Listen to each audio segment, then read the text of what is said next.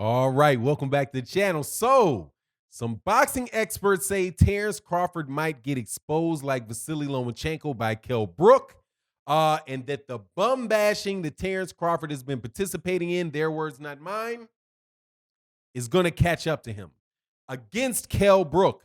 I don't think against Kell Brook, but I do agree with the point in general. Let's talk about that in this video.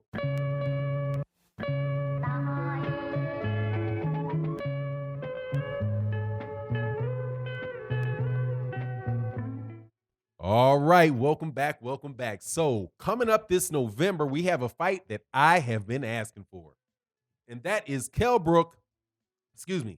Terence Crawford versus Kell Brook for the 147-pound WBO championship. That Terence Crawford holds. And I'm telling you, dude, I do believe Terence Crawford is going to win this fight, but it is a scenario that I have to agree with one of my confidants, who is most certainly a high-level boxing expert, whose name shall remain nameless, although you guys do know him. For the people on the end, you know who I'm talking about. For the people that don't, we're just gonna let that hang there. But just understand that it is somebody of some significance, and that they believe that, look, man, Terence Crawford has not fought anybody. And that he could be walking into a situation where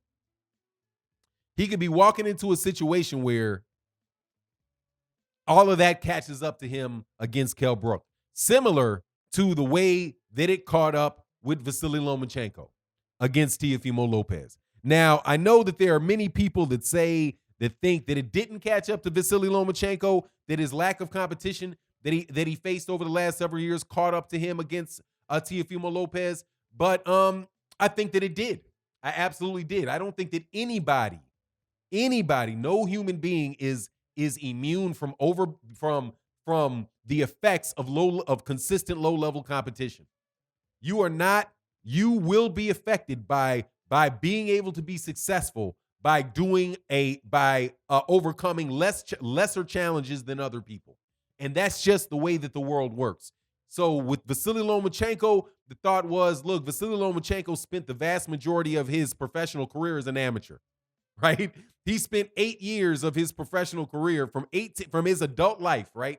He spent from age 18 of his adult life all the way up to age 26 fighting amateurs, okay? Not fighting professionals. He didn't fight the Juan Manuel Marquez's. He didn't fight those guys that were older but still in their prime when he was a young man. So he didn't have an opportunity to get in the ring with those guys and then learn how to adjust what he's doing to what they're doing. What Vasyl Lomachenko did was he had the same style of fight, and he just kept fighting guys that couldn't overcome it, right? And then he eventually ran into somebody that could overcome it early in his career with Orlando Salido, and then he didn't fight that style of fighter again. And then when he finally fought that style of fighter again, since he had not worked on it at all, he wound up losing to that guy too.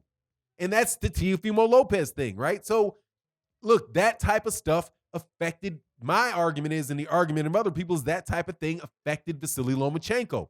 If Vasyl Lomachenko had not been not handed everything, but if he had not been handed so much so early and given such, all of this preferential treatment, that he might have actually, developed into a different type of fighter. He might have actually been able to fight on the outside, right? Score points and box from the outside on a taller guy. All of those things could have been developed, but couldn't be developed because he fought a bunch of tomato cans and guys smaller than him and spent half his career in the amateurs.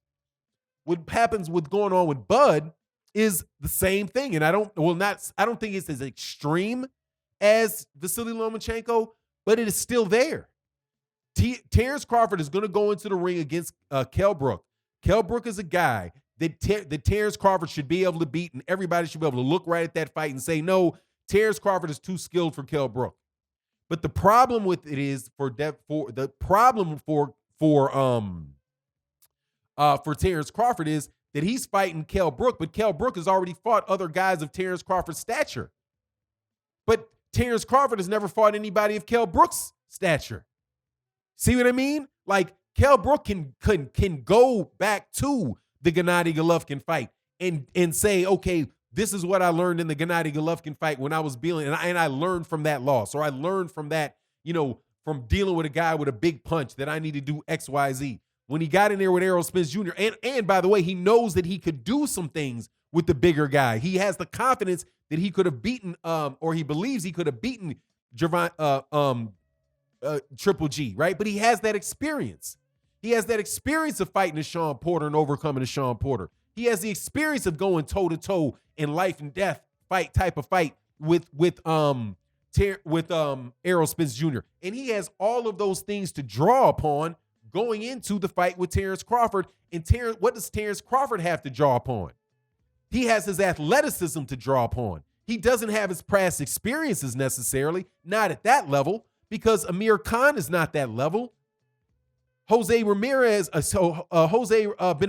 is not that level.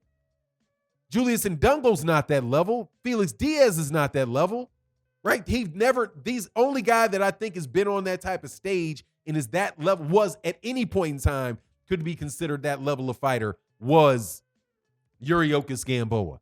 So now we look at what happened to Vasyl Lomachenko last week with Teofimo Lopez. Whole lot of people thought, oh no, and they had him as the favorite, right?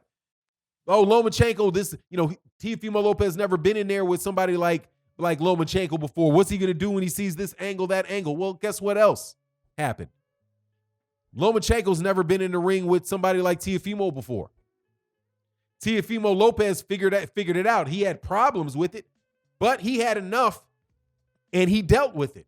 Now, having fought Lomachenko moving forward, dude, that's going to make Teofimo Lopez even a better fighter from overcoming that, because that was a legitimately tough challenge, right? That's just not the case for Terence Crawford, man. It's just not been the case for Terence Crawford. Now, that might be because Bob Arum and Top Rank never gave him anybody like that. You do remember that he had the opportunity, right? Top Rank had the opportunity to do that for Bud, but they chose not to. And let me remind you about what that was. Terence Crawford was the young guy, up and coming, future pound for pound star guy. And there was another big megastar. There was a megastar at Top Rank at the time, Manny Pacquiao. And Terence Crawford wanted the fight with Manny Pacquiao. But Bob Arum didn't give him the fight with Manny Pacquiao. Why? Because Bob Arum said he knew what was going to happen. Terence Crawford was going to beat Manny Pacquiao, and he didn't want that to happen. What I put forward to you is Bob Arum made the same calculation with Teofimo Lopez and Vasyl Lomachenko, but for some reason, he decided to give Teofimo Lopez the shot. Now, right or wrong, Teofimo Lopez got his Vasyl Lomachenko fight. Terence Crawford did not get his Manny Pacquiao fight. Teofimo Lopez earned the experience, has that experience. Terence Crawford does not. And that obviously is not Terence Crawford's fault. That's Top Rank's decision, but it is what it is. So now we're walking into the Kell Brook fight, and I'm happy that the Kell Brook fight is happening. I'm really happy that the Kell Brook fight is happening, because I do believe that Bud is going to beat Kell Brook, but I do not believe that it is going to be as easy a fight as everybody says it's going to be. Or let me put it this way. I would not be surprised if it was a more difficult fight for Terence Crawford than people believe it will be. And I'll tell you one of the main reasons. The Jose Benavidez fight. The Jose Benavidez fight for Terence Crawford was a much more difficult fight than people thought would be the case. And he's got one leg.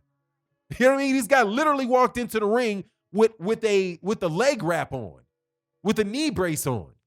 And he went, I think that was it the 11th or the 12th round that Terence Crawford got him out of there. But I was sitting there looking like, man, this thing's about to go the distance. Now, I believe Terence Crawford was winning the fight easily, but it was a harder fight than it should have been. Egis Kalvanakis, that's a harder fight than it should have been. He got dropped. There was no reason for that. Unless, of course, like Derek James said, you're so used to relying on your athleticism and being able to overcome all this stuff with athleticism that you might let some stuff slip. Well, if you let that stuff slip and now you're in the ring with Errol Spence, that could be a big problem.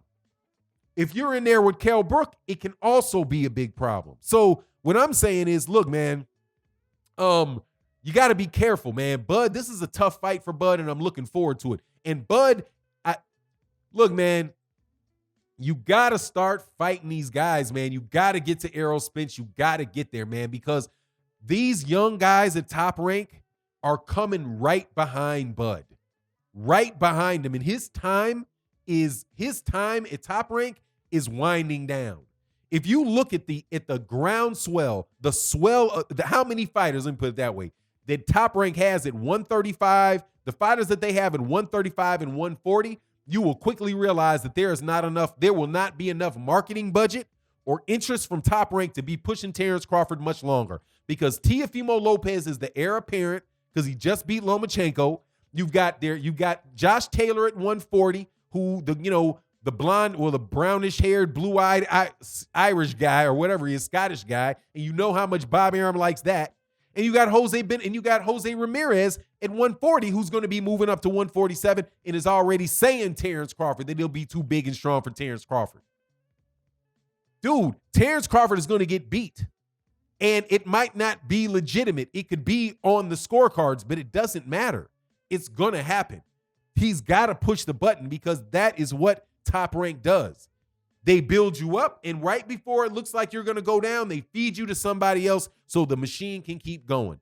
I'm telling you, Terence Crawford is getting close to the feeding age because that is exactly what happened to Lomachenko. And if you don't believe me, just go back and look at it. Anyway, that's my take on the matter. You let me know what you think. And with that, I'm out. Peace.